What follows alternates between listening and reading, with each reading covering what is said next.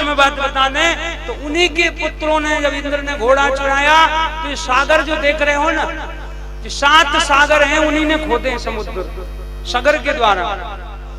तो उन्होंने देखा कपिल भगवान क्या घोड़ा बना था, कपिल भगवान का अपमान कर दिया।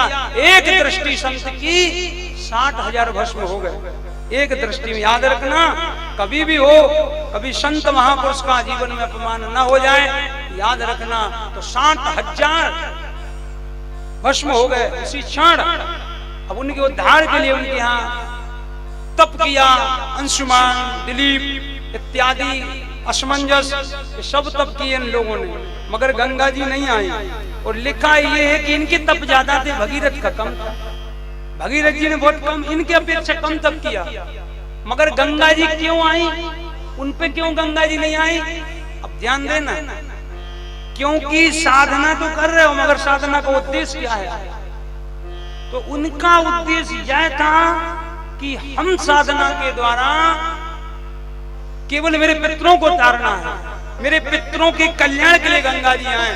तो गंगा जी ऐसी नहीं है कि एक आदमी का झगड़ा हो जाए और प्रधानमंत्री तुम्हारे घर नहीं आए भाई, इसके लिए उनकी और टीम है, वो आएगी। मगर जब विशेष कोई कारण, बड़ी बाढ़ है बहुत, तब जाकर के वो आते हैं, बड़े कारण होते हैं तब वो आता है। अब इतने में गंगा जी आने वाली। इनका उद्देश्य था, संकल्प हो कि मेरे पितरों के कल्याण के लिए गंगा जी आए। मगर भगीरथ जी ने जब तप किया तो भगीरथ जी ने कहा नहीं नहीं गंगे माँ, मेरे पितरों के लिए नहीं, आप जो है ना जन कल्याण के लिए गंगा जी आए, विश्व कल्याण के लिए गंगा जी आए।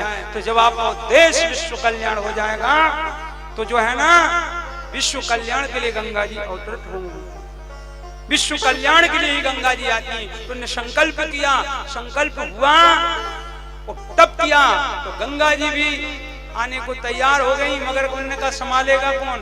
गंगा जी को बुलाना तो ठीक है, पर संभालेगा कौन?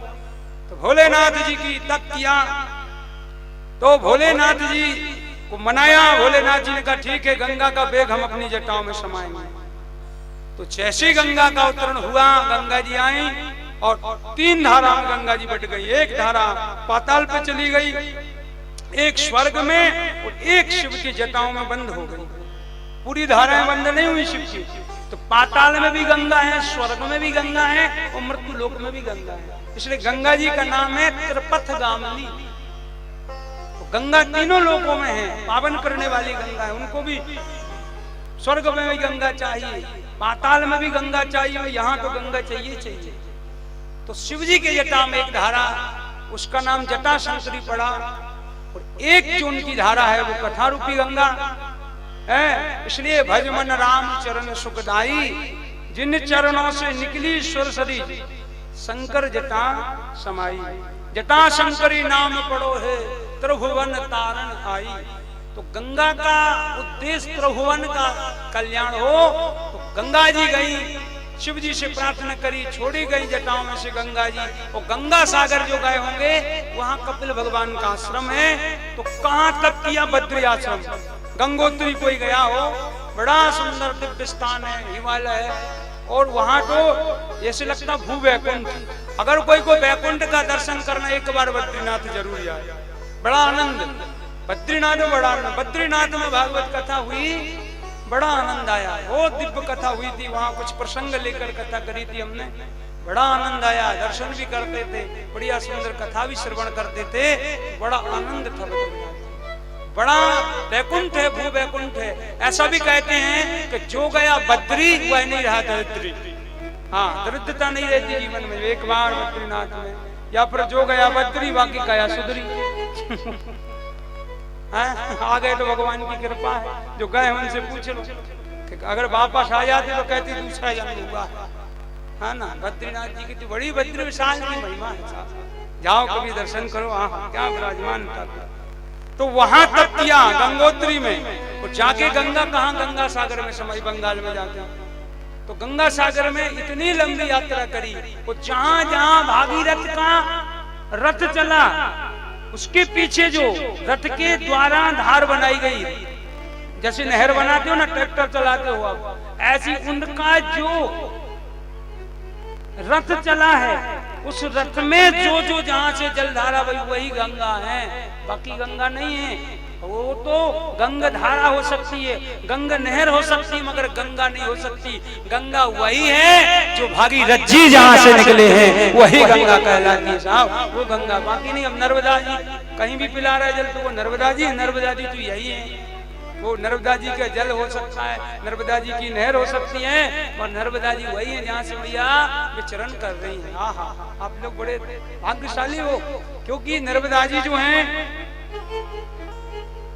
वो तो कलयुग की गंगा है, पार करने वाली है। नर्मदा जी के बारे में तो ऐसा भी पढ़ा है हमने कि गंगा में ज्यादा पुण्य कनखल में है, गंगा कनखले पुण्यम।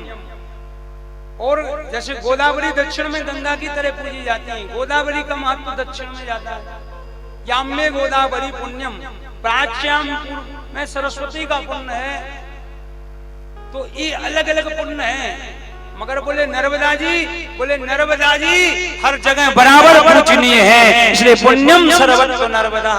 गंगा कनखले पुण्यम प्राच्यायाम सरस्वती याम्ये गोदावरी पुण्यम, पुण्यम सर्वत्र नर्मदा। हर जगह नर्मदा जी का पुण्य है, हर जगह नर्मदा जी का। जहां भी आप जिस घाट पर हो वहीं पुण्य है बराबर भैया। पतित पावनी है, क्योंकि भगवान भोलेनाथ जी की जो करुणा है, जब देखा जीवों का पतन हो रहा है, लोग पाप में लग गए, तो भगवान शिव जी को करुणामय है, तो जैसे उनके आंख से आंसू गिरे और कंठ से पसीना गिरा, तो आंखों से रुद्राक्ष का जन्म हो गया, और कंठ से अमर कंठ से गंगा जी प्रकट हो जाती हैं। मेकल पर्वत से जग के तारने के लिए वो नर्मदा जी हैं प्रकट हुई हैं, और जग कल्याण के लिए अलग अलग उनकी कथा है स्कंद पुराण में विस्तार से इस बात को। तो कहने का मतलब कल्याण करने वाली है गंगा मैया। तो जाकर के उनका उद्देश्य था कि हम जो हैं केवल विश्व के कल्याण के लिए, जो धर्म है वो एक के लिए नहीं, एक कर सकता है, मगर धर्म से विश्व का कल्याण होता है। जैसे निमित्त कथा में आप लोग बनते हैं, पूरा पावला युवा शक्ति मंडल जो है, ये सब लोग विगत वर्षों से निरंतर इसमें आप प्रयत्न करते हैं, प्रयास करते हैं, इसी प्रकार के कार्यक्रम हो, सबका निमित्त ये बने, मगर कल्याण तो सबके लिए हो रहा ना। प्याऊ भले कोई एक आदमी खुलवाए, मगर पानी तो सब पीते हैं, ऐसा तो नहीं लगता। अमुक समाज की प्याऊ हो सकती है, मगर अमुक ही व्यक्ति पानी पिए, ये नहीं हो सकता। प्याऊ भले एक आदमी लगाए, पानी सब पीते हैं। तो मैं तो कहता हूँ कि सत्संग रूपी प्याऊ है, जिसको प्यास लगे वो सब इसमें पानी पी सकते हैं, सब आवाहन कर सकते हैं। इन लोगों का प्रयास रहता है कि कम से कम एक बार ओ भैया यहाँ पानी की कमी नहीं, साक्षात मां नर्मदा जी बह रही है, प्याऊ चल रही है। मगर पीता वही है जिसको प्यास लगती। अब किसी को प्यास नहीं लगे, कहो भैया पानी पी ले, क्या बोलेगा पता है?